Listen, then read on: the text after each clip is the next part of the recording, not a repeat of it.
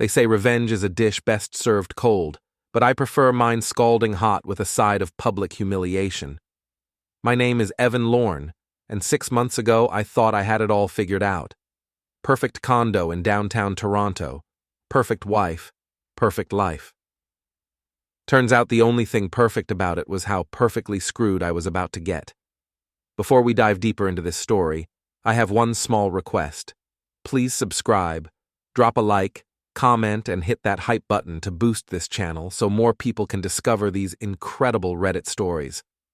Let me paint you a picture of domestic bliss, circa January 2023. Picture this. I'm sitting in my overpriced kitchen, drinking $7 oat milk that tastes like disappointment, watching my wife Kendra arrange herself for the 15th Instagram story of the morning. She's got this routine down to a science. Angle the phone just right, catch the morning light streaming through our floor-to-ceiling windows, make sure every surface looks like it belongs in a magazine. "Babe, can you move?" she says without looking at me. "You're ruining the aesthetic." I'm ruining the aesthetic. I'm her husband of 3 years, sitting at my own kitchen table, eating cereal that costs more than most people's lunch, and I'm ruining the aesthetic. "Sorry," I mutter, grabbing my bowl and relocating to the living room. Baxter, our rescue mutt, follows me with those sympathetic brown eyes that say, "I feel you, man." From the kitchen, I hear the familiar sound of Kendra's phone camera clicking away. She's documenting her morning routine for her 43,000 followers who apparently find her brand of manufactured perfection fascinating. Every shot is carefully curated to show off our condo, her outfits, her skincare routine, her breakfast that she'll take 3 bites of before throwing away.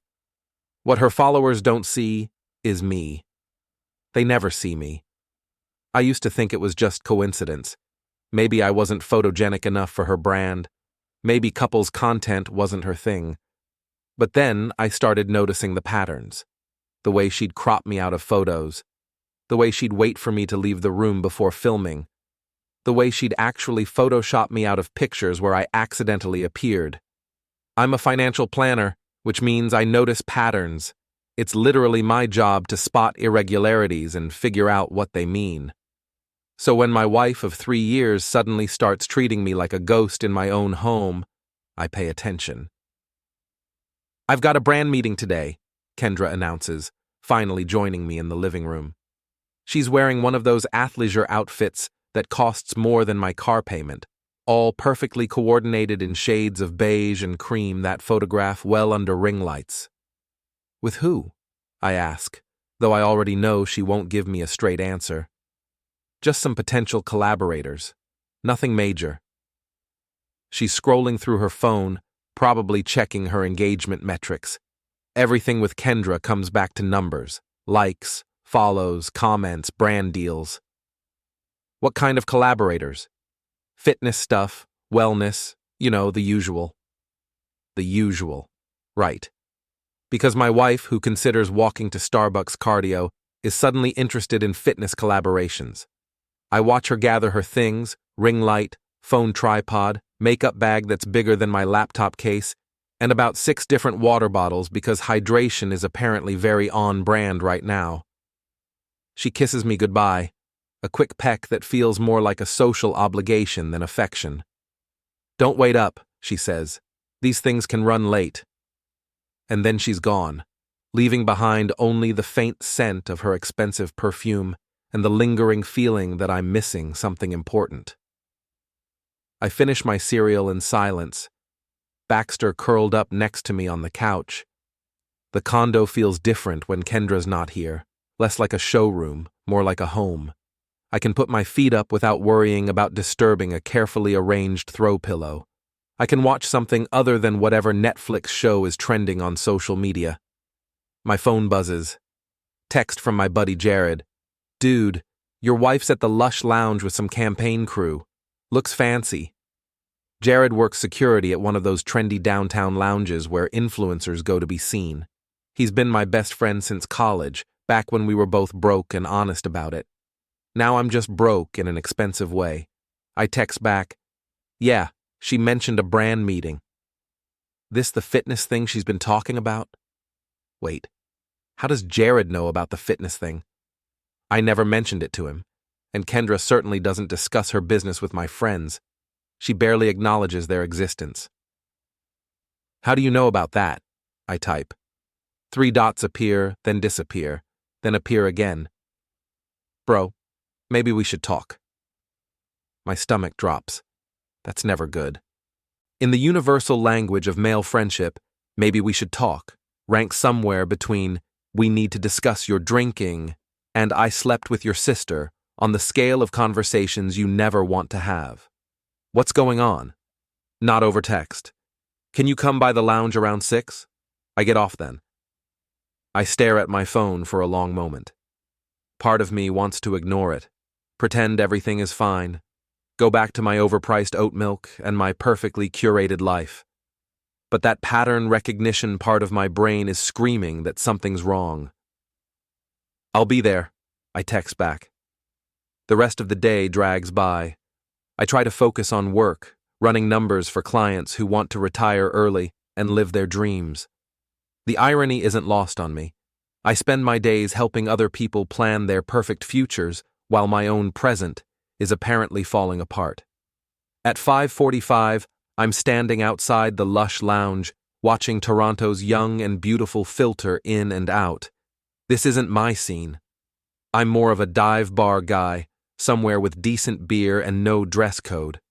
But Kendra loves places like this, all exposed brick and Edison bulbs, craft cocktails with names like Smoke and Mirrors and Beautiful Disaster. Jared appears at the door right at 6, still in his security uniform. He's built like a linebacker and has the kind of face that makes drunk people think twice about starting trouble. But right now, he looks uncomfortable. Let's walk, he says without preamble. We head down King Street, weaving between the after-work crowd. Jared's quiet for the first block, which is unusual. He's normally the kind of guy who fills silence with jokes or commentary about whatever's happening around us. So, I finally say, what's this about? He stops walking and turns to face me. Your wife's been coming to the lounge a lot lately, like 3 times a week for the past month. Okay, she's an influencer. She goes to trendy places. That's kind of her job. With the same guy every time. My mouth goes dry. What guy? Tall, blonde, looks like he stepped out of a fitness magazine. They always sit at the same table, always order the same drinks. And Evan? He pauses, running a hand through his hair. They don't act like business partners. The world tilts slightly. I lean against a nearby building, trying to process what he's telling me. What do you mean? I mean, they hold hands. I mean, she sits on his side of the booth. I mean, last week I saw them making out by the bathroom. I feel like I've been punched in the stomach. All those late brand meetings. All those new collaborators she won't tell me about. All those times she's come home smelling like cologne that isn't mine. Are you sure? Jared pulls out his phone and shows me a photo. It's grainy, taken from across the lounge, but it's definitely Kendra. She's sitting close to a guy who looks like he was carved from marble and blessed by the Instagram gods. Her hand is on his chest, his arm around her waist. They're looking at each other like they're the only 2 people in the room. I'm sorry, man. I've been debating whether to tell you for weeks. I stare at the photo until my eyes blur. 3 years of marriage. 3 years of building a life together, of shared dreams and joint bank accounts and adopting a dog together. 3 years of me thinking we were happy. What's his name? I ask. Troy something. Troy Maddix, I think. He's some kind of fitness model. Has his own supplement line or whatever. Troy Maddix. I pull out my phone and Google him. His Instagram pops up immediately. 180,000 followers. Professional photos of him working out shirtless, promoting protein powders and workout plans. His bio says he's a wellness entrepreneur and brand ambassador. I scroll through his recent posts. There, in a photo from 2 weeks ago, is a woman's hand holding a green smoothie. The hand is wearing a ring I recognize, a vintage emerald ring that belonged to my grandmother, the one I gave Kendra for our second anniversary. She's in his photos. Carefully cropped out, just a hand or a shadow or a reflection, but she's there. While she's been erasing me from her online presence, she's been inserting herself into his. Evan, you okay? I look up at Jared, who's watching me with concern. Yeah, I need to think. What are you going to do? Good question. What do you do when you discover your wife is living a double life? Do you confront her? Do you hire a lawyer? Do you pack your bags and disappear? Or do you do what I do best? Analyze the situation, gather data, and plan your next move carefully? I'm going to figure out exactly what's going on, I tell Jared. And then, I'm going to decide what to do about it. As I walk home through the Toronto evening, my mind is already working. Kendra wants to play games? Fine. But she's about to learn that I didn't build a career in financial planning without learning how to be very, very thorough. The wolf is awake now, and it's hungry. I don't sleep that night. Instead, I lie in bed next to my cheating wife, listening to her breathe and plan. She comes home at 11:30, smelling like expensive cologne and lies. She kisses my forehead and whispers, "Sorry, ran late," before slipping into the bathroom for her elaborate skincare routine. I pretend to be asleep. While she's in the bathroom, I grab her phone from the nightstand. She's always been careless with her passcode. It's her birthday because of course it is. The phone unlocks, and I'm immediately hit with a wall of notifications. Instagram, TikTok, Snapchat, and about 15 text messages from someone named T with a fire emoji. I screenshot everything I can before she comes back, my heart pounding so loud I'm sure she can hear it from the bathroom. The messages are damning. T, can't wait to see you tomorrow. Wear the black dress. T, that shoot was incredible. You're incredible. T, when are you going to tell him? When are you going to tell him? So they're planning to make this official. How thoughtful of them to consider my feelings. Kendra emerges from the bathroom in her silk pajamas, the ones I bought her for Christmas. She slides into bed and immediately turns away from me, claiming she needs her beauty sleep. I stare at the ceiling until dawn, my mind racing with possibilities. The next morning, I start my investigation in earnest. While Kendra's in the shower, I go through our shared laptop. She's logged into everything, Instagram, email, even her banking app. It's like she wants to get caught. Her Instagram DMs tell the whole story. Months of flirtation with Troy, starting as professional collaboration and quickly turning personal. Photos she's never posted, videos of them together, conversations about their future. She's been living an entire relationship online while treating our marriage like an inconvenient roommate situation. But the banking information is what really gets my attention. She's been spending money we don't have, designer clothes, expensive dinners, a weekend trip to Montreal that she told me was a solo retreat. All funded by our joint credit card, the one I pay off every month like a responsible adult. I print everything: bank statements, screenshots, email receipts. By the time Kendra emerges from the bathroom, I have a manila folder full of evidence that would make a divorce lawyer weep with joy. "Morning, babe," she says, already reaching for her phone. "I've got another brand meeting today." "With Troy?" I ask casually, not looking up from my coffee. She freezes. For just a second, her perfect influencer mask slips, and I see genuine panic in her eyes. "Who?" "Troy Maddix. Fitness model, supplement line, about 6'2" with the personality of a protein shake." The silence stretches between us like a tightrope. Kendra's phone is clutched in her hand, and I can see her mind racing, trying to figure out how much I know. "I don't know what you're talking about," she finally says. "Really? Because I'm pretty sure he's the collaborator you've been meeting with, the one you hold hands with at the Lush Lounge." Her face goes white, then red, then white again. "Have you been following me?" "I don't need to follow you, Kendra. You document everything online. You're just not as careful as you think you are." She sits down heavily at the kitchen table, her phone forgotten. For a moment, I think she might actually tell the truth. Confess everything, apologize. Maybe we can work through this like adults. Instead, she goes on the attack. You've been spying on me, going through my phone, my accounts. That's crazy behavior, Evan.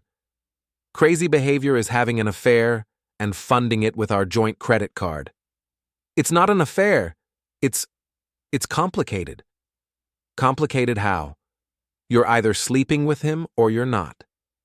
She stands up abruptly, grabbing her purse and phone. I don't have to listen to this. You're being paranoid and controlling. Where are you going? Out. I need space to think. To think about what? How to explain this to your 43,000 followers? She stops at the door, her hand on the handle. Don't you dare threaten me. I'm not threatening you. I'm just wondering how your brand handles this kind of scandal. Married influencer caught cheating with fitness model. Seems like the kind of thing that might hurt your engagement rates. The look she gives me could freeze hell. You wouldn't. Try me. After she leaves, I sit in the silence of our condo and finish my coffee. Baxter comes over and puts his head in my lap, sensing something's wrong. I scratch behind his ears and make a mental note to make sure I get custody of the dog in whatever comes next. My phone buzzes. Text from Jared. Everything okay? Saw Kendra storm past the lounge looking like she wanted to murder someone. Confronted her. It went about as well as you'd expect. What's the plan? Good question. I could file for divorce, split everything 50-50, move on with my life. That's what a rational person would do. But I'm not feeling particularly rational right now. I'm feeling like someone who's been played for a fool for months while funding his wife's affair with his own money. I'm feeling like someone who wants revenge. I spend the day researching Troy Maddix, social media, business registrations, brand partnerships, everything I can find. He's not just a fitness model, he's building a small empire. Supplement line, workout app, brand ambassadorships with major athletic companies, and according to his contracts, which I find through some creative LinkedIn stalking, he has a morality clause. Interesting. I also research Kendra's brand partnerships. She's got deals with 3 major companies, all of which have similar morality clauses and requirements about disclosure. If she's been using their products in content with Troy without disclosing their relationship, that's a breach of contract. Very interesting. By evening, I have a plan. Not just for divorce, not just for getting my money back, but for something much more satisfying. If Kendra wants to play games with people's lives, she's about to learn that some people are better at games than others. She doesn't come home that night. She texts around 10 p.m. Staying at Maddie's, needs space to process. Maddie is her best friend, an enabler who encourages all of Kendra's worst impulses. I'm sure they're having a grand time talking about what a terrible, controlling husband I am. I text back, take all the space you need. What I don't tell her is that I've already started making some calls. To her brand partners, to Troy's agency, to a few gossip bloggers who specialize in influencer drama. The wolf isn't just awake now. It's hunting. The next morning, I implement phase 1 of what I've started calling Operation Reality Check. While Kendra is presumably still at Maddie's, complaining about her terrible husband, I'm at my bank, having a very productive conversation with my account manager. I need to remove someone from my joint accounts, I tell Rebecca, the patient woman who's been handling my banking for 5 years. Are you getting divorced, Mr. Lorne? Working on it. In the meantime, I need to protect my assets. It's surprisingly easy. Since I opened the accounts and I'm the primary income source, I can remove Kendra's access with a few signatures. Credit cards, savings, checking, everything except the mortgage, which will require lawyers. By noon, Kendra Lorne is effectively broke. I feel a little guilty about it, but then I remember the $3,000 she spent on her solo retreat to Montreal with Troy, and the guilt evaporates. Phase 2 involves a visit to Kendra's biggest brand partner, a skincare company called Pure Radiance. I've done my homework. I know they're particular about their brand ambassadors maintaining authentic, honest relationships with their followers. The marketing director, a sharp woman named Sarah Chen, agrees to meet with me at a coffee shop downtown. I bring my folder of evidence. Mr. Lorne, I have to ask, why are you bringing this to us instead of handling it privately? Because my wife has been violating your brand guidelines, and I thought you should know before it becomes a bigger problem. I show her the screenshots. Kendra's Instagram posts featuring Pure Radiance products, all tagged as DAR ad and DAR sponsored. But what the posts don't show is that she's been using the products in content with Troy, essentially giving him unpaid endorsements. And she's never disclosed their relationship, which is required by both FTC guidelines and her contract. Sarah's expression grows colder as she flips through the evidence. This is concerning. It gets worse. I show her the bank statements. She's been using your product payments to fund personal trips and gifts for her boyfriend. I'm not sure that aligns with your brand values. By the end of our meeting, Sarah is taking notes and promising to review the situation immediately. Phase 3 happens that afternoon. I'm sitting in my condo when my phone rings.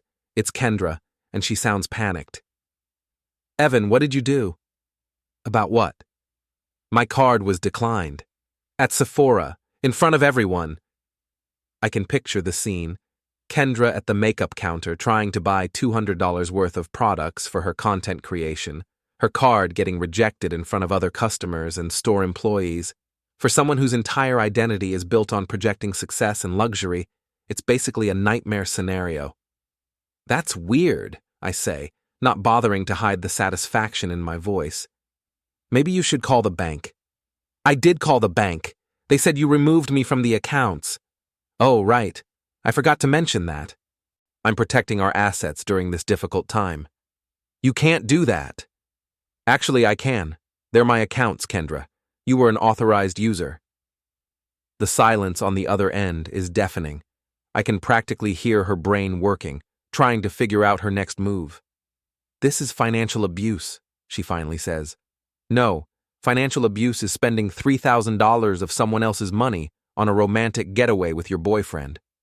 How did you... Bank statements, Kendra. I pay the bills, remember? I see everything. She hangs up on me. 20 minutes later, my phone buzzes with notifications. Kendra is posting a series of Instagram stories all about toxic relationships and financial control. She's playing the victim, painting me as an abusive husband who's trying to control her through money. It's a smart move, actually. Get ahead of the narrative, make me the villain before I can tell my side. Too bad I'm 3 steps ahead of her. I screenshot all her stories, then post my own response on Instagram. I don't usually use social media much. My account has maybe 200 followers, mostly family and coworkers. But sometimes you have to fight fire with fire. PSA: when someone uses your credit card to fund their affair, removing their access isn't financial abuse. It's called protecting yourself. Screenshots available upon request. It's petty, but it feels good. Within an hour, I have dozens of comments and DMs from people wanting to know more. I don't respond to any of them, but I notice Kendra's stories have been deleted. That evening, Jared comes over with pizza and beer. We sit on my couch, Baxter between us, and I fill him in on the day's activities. Dude, you're playing with fire, he says, but he's grinning. She's going to lose her mind. She already has. She called me crying for 2 hours, alternating between begging me to give her access back and threatening to sue me. What did you tell her? I told her she should probably start looking for a job. Jared nearly chokes on his beer. You didn't. I did. She's never had a real job in her life. Went straight from college to marrying me to becoming an influencer. She has no idea how to function without someone else's money. My phone buzzes. Text from an unknown number. This is Troy. We need to talk. I show Jared, who raises an eyebrow. The boyfriend? Apparently. You going to meet him? I consider it. Part of me wants to see this guy in person, to understand what Kendra saw in him that she couldn't find in me. But I'm not ready for that confrontation yet. I have more work to do first. Not yet, I tell Jared. Let him sweat. I don't respond to Troy's text. Instead, I spend the evening researching his business partnerships. He's got deals with 3 major supplement companies, a fitness app, and a gym chain. All of them have morality clauses, and all of them value their family-friendly image. I wonder how they'd feel about their brand ambassador breaking up a marriage. By the time Jared leaves, I have a list of contacts and a plan for tomorrow. Kendra thinks cutting off her money was the extent of my revenge. She's about to learn that I'm just getting started. I fall asleep that night with Baxter curled up next to me, feeling more peaceful than I have in months. Tomorrow, I'm going to start dismantling Troy's career, piece by piece. And after that, I'm going to finish what I started with Kendra. The wolf is patient, but it's also thorough. I wake up to 17 missed calls from Kendra and a text that simply says, "Call me now." I don't call her. Instead, I make coffee, feed Baxter, and check my email while eating breakfast. There's a message from Sarah Chen at Pure Radiance with the subject line, "Contract Termination. Kendra's been dropped." The email is professionally worded, but devastating. Pure Radiance is terminating their partnership effective immediately due to breach of contract regarding disclosure requirements and brand representation standards. They're also requesting return of all products and threatening legal action to recover payments if she doesn't comply. I forward the email to myself and add it to my growing folder of evidence. Then I check Kendra's Instagram. She posted at 6 a.m. a carefully staged photo of herself looking sad and vulnerable, with a caption about fake friends and people who don't support your growth. The comments are brutal. Her followers have clearly done some digging because they're asking pointed questions about her marriage, her relationship status, and why she's been hiding her boyfriend. Someone has even posted screenshots of her and Troy together, asking why she's been lying about being single. My phone rings. Kendra again. "You destroyed my career," she screams the moment I answer. "I didn't destroy anything. I just provided some information to interested parties. Pure Radiance dropped me. Do you know how much money that was? About $5,000 a month, according to your contract, which, by the way, you violated by not disclosing your relationship with Troy. That's not how it works. Actually, that's exactly how it works. FTC guidelines are pretty clear about disclosure requirements. You should probably read them." She's crying now, ugly sobs that make me feel almost bad. Almost. "Evan, please, we can work this out. I made a mistake, but we can fix this." "What about Troy?" Silence. "Is it over with him?" I ask. More silence. That's what I thought. I hang up and immediately call Troy's number. He answers on the first ring. "We need to talk," he says without preamble. I agree. Starbucks on King Street, 1 hour. Fine. I spend the hour preparing. Not physically. Troy could probably bench press me with one hand, but mentally. I review everything I know about him, his business, his partnerships. I think about what I want to accomplish in this meeting. I'm not looking for a fight. I'm looking for leverage. Troy is already there when I arrive, sitting at a corner table with his back to the wall. He's even more impressive in person. Tall, broad-shouldered, with the kind of effortless confidence that comes from being genetically blessed. I can see why Kendra was attracted to him. I sit down across from him with my coffee. For a moment, we just stare at each other. "So you're the husband," he finally says, "and you're the homewrecker." He has the grace to look uncomfortable. "Look, I didn't know she was married when we started working together. But you found out." "Yeah. And you kept seeing her anyway." "It's complicated." "It's really not. You're sleeping with someone else's wife. That's pretty straightforward." Troy leans back in his chair, studying me. "She said you were controlling, that the marriage was over." "Did she also mention that she's been using my money to pay for your dates?" His expression shifts slightly. What? I pull out my phone and show him the bank statements. Montreal last month? That was our joint credit card. The dinner at Canoe? Also our card. Those expensive workout clothes she's been wearing in your content? Paid for with my money. Troy's jaw tightens. I didn't know. Now you do. I lean forward, lowering my voice. Here's what's going to happen. You're going to end whatever this is with my wife. You're going to delete any content featuring her. And you're going to stay away from both of us. Or what? I smile. It's not a nice smile. Or I send your brand partners some very interesting information about your relationship with a married woman. How do you think NutriFit would feel about their family-friendly brand ambassador breaking up a marriage? What about Flex Gear? They're very big on their wholesome image. Troy's face goes pale. You can't do that. I can and I will, unless you disappear from our lives completely. He stares at me for a long moment, then nods slowly. Fine. But you should know, she's not going to take this well. Let me worry about my wife. As I walk home, I feel a grim satisfaction. One problem solved, one to go. But Troy was right about one thing. Kendra isn't going to take this well. I'm counting on it. That evening, the fireworks begin. Kendra shows up at our condo around 8 p.m. using her key to let herself in. I'm sitting on the couch with Baxter, watching Netflix and eating takeout Chinese food. You talked to Troy, she says. It's not a question. I did. He broke up with me. Good. She stands in the middle of our living room, looking lost and angry and desperate all at once. How could you do this to me? How could I do this to you? I set down my chopsticks and really look at her. Kendra, you've been cheating on me for months.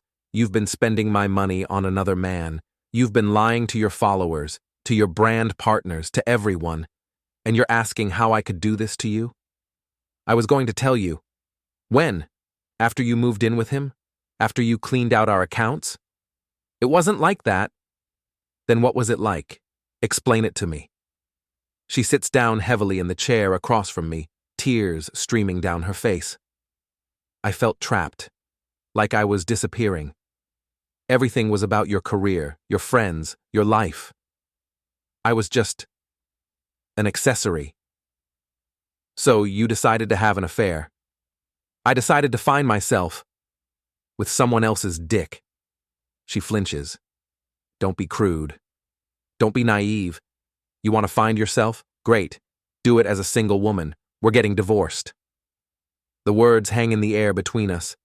This is the first time either of us has said it out loud, made it official. Evan, please. We can go to counseling. We can work through this. No, we can't. Because you're still in love with him. She doesn't deny it. Pack your things, I tell her. You have until the end of the week. She leaves that night, but not before posting a series of Instagram stories about emotional abuse and manipulation. She's trying to control the narrative again, painting herself as the victim of a controlling husband. But her followers aren't buying it anymore. The comments are getting worse. People are calling her out for cheating, and she's losing followers by the hour. I don't respond to her posts.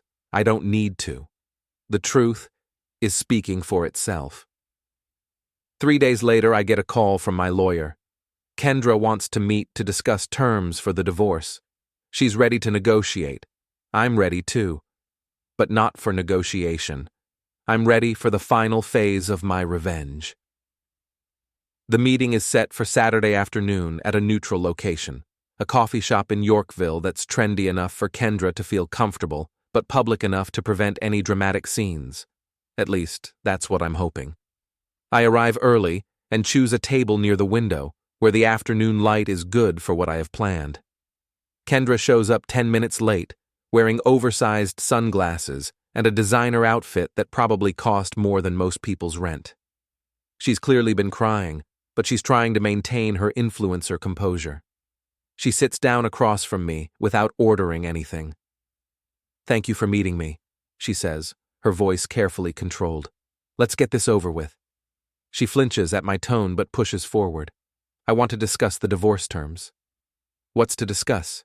You cheated, you lied, you spent my money on another man. I think the terms are pretty straightforward. I deserve half of everything. The condo, the savings, the investments. I almost laugh. You deserve half? Based on what? 3 years of marriage, 3 years of supporting your career. Supporting my career? Kendra, you've never had a job. You've contributed exactly nothing to our finances except spending money we don't have. I built a brand. I have followers, influence. Had, past tense. You've lost 2 more brand deals since Pure Radiance dropped you. Your follower count is down 15%. Your influence is worth about as much as your marriage vows. She takes off her sunglasses, and I can see the dark circles under her eyes. Why are you being so cruel? I'm being honest. There's a difference. My phone buzzes. Text from Jared. Package delivered. Perfect timing. Actually, there's something I want to show you, I tell Kendra, pulling out my laptop. A little project I've been working on.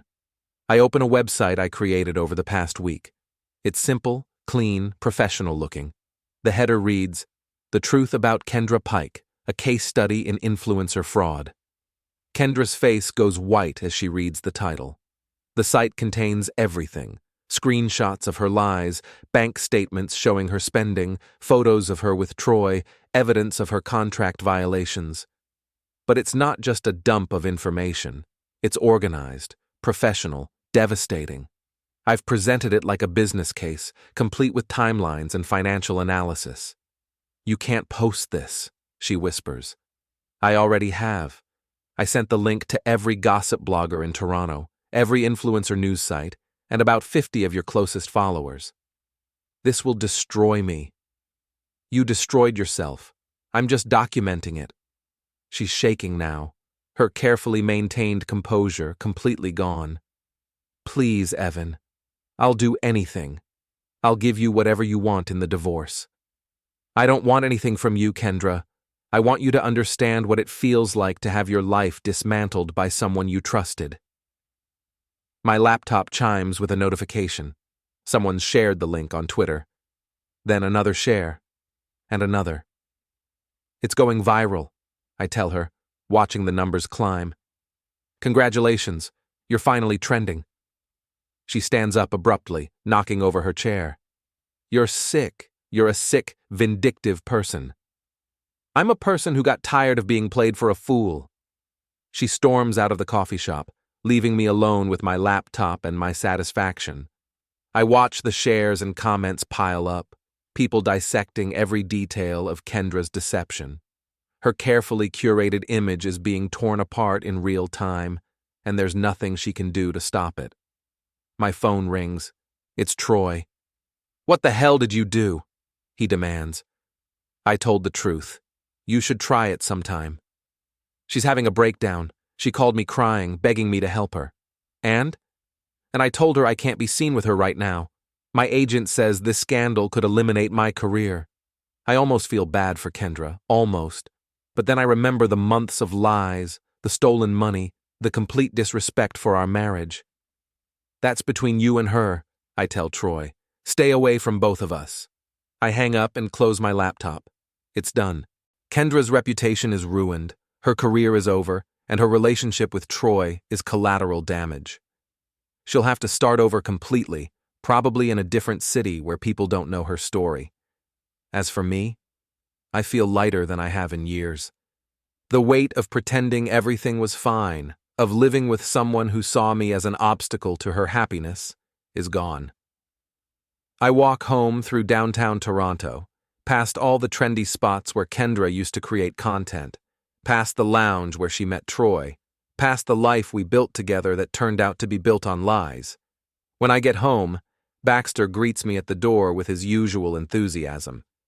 I scratch behind his ears and realize that he's probably the only one who's been honest with me this whole time. "Just you and me now, buddy," I tell him. My phone buzzes one last time. A text from Kendra. "I hope you're happy." I think about it for a moment, then type back, "I'm getting there." And for the first time in months, that's actually true. 1 month later, I'm sitting in my newly reorganized condo, reading the final divorce papers. Kendra signed everything without contest. She was in no position to negotiate after the scandal destroyed what was left of her online presence. She gets nothing except her personal belongings and the debt from her credit cards. It's a Tuesday evening, and I'm celebrating with a beer and takeout pizza when Jared calls. "Dude, you need to see this," he says. "Turn on Channel 7. I flip to the local news and immediately see why he called. There's Kendra, sitting across from a sympathetic female reporter, doing what appears to be a tell-all interview. "I was trapped in an emotionally abusive marriage," she's saying, dabbing at her eyes with a tissue.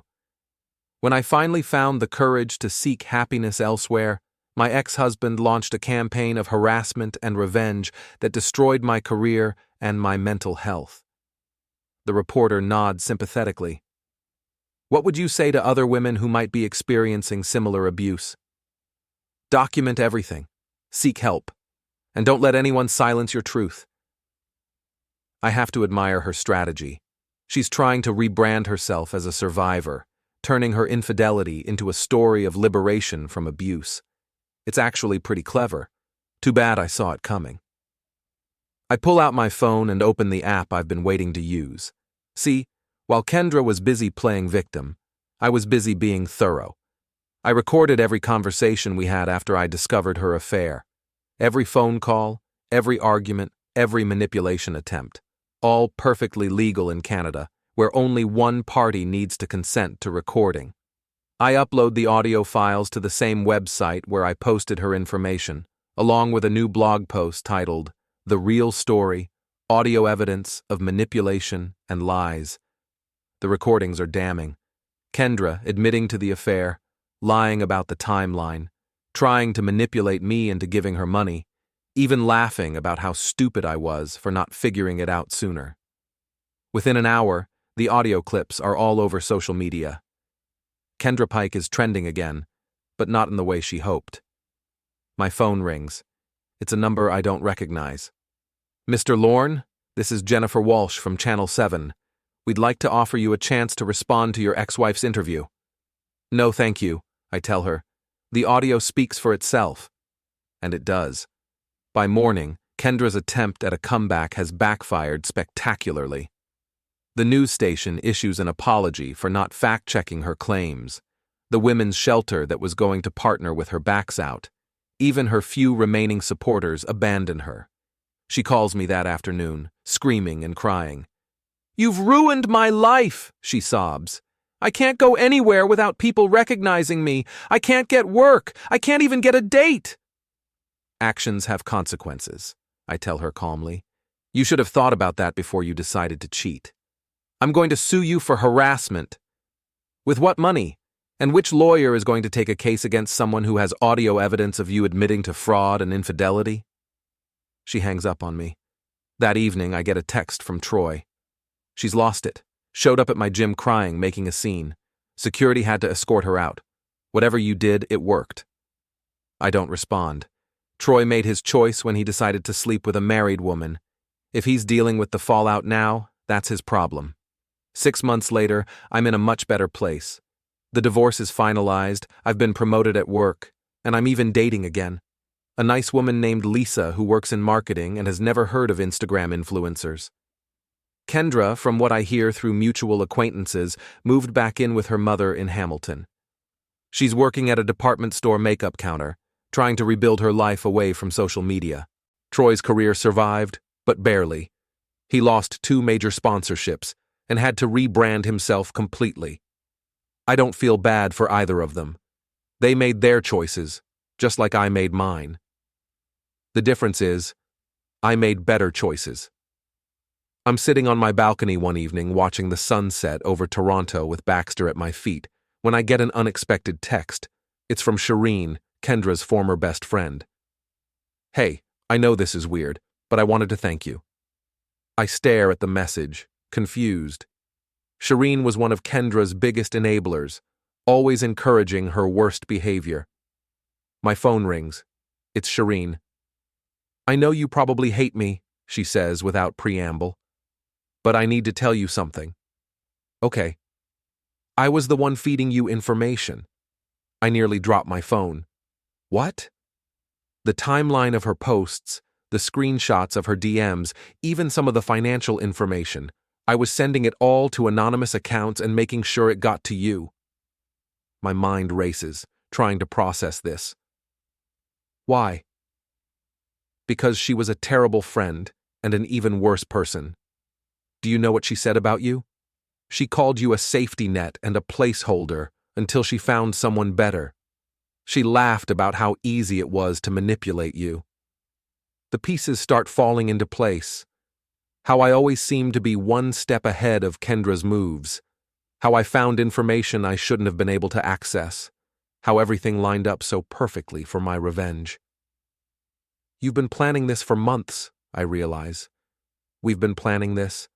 I just gave you the tools. You did the rest. Why are you telling me this now? Because I wanted you to know that you weren't alone, and because, she pauses, because I'm launching my own brand, authentic lifestyle content, real relationships, honest reviews, everything Kendra pretended to be. I have to laugh. Even my revenge had an agenda I didn't know about. Are you angry? Shireen asks. I think about it. Should I be angry that I was manipulated, even if it was for my own benefit? Should I be upset that my revenge wasn't entirely my own idea? No, I finally say. I'm impressed. Good, because I was thinking, you're really good at this strategic planning thing. If you ever want to help someone else get revenge on a cheating spouse, I know where to find the evidence. I laugh again. Thanks, but I think I'm done with revenge. It's exhausting. Fair enough. But if you change your mind... After I hang up, I sit in the gathering darkness and think about everything that's happened. Kendra's betrayal, my methodical destruction of her life, the revelation that I had help I didn't know about. In the end, it doesn't matter. Kendra got what she deserved. Troy learned that actions have consequences.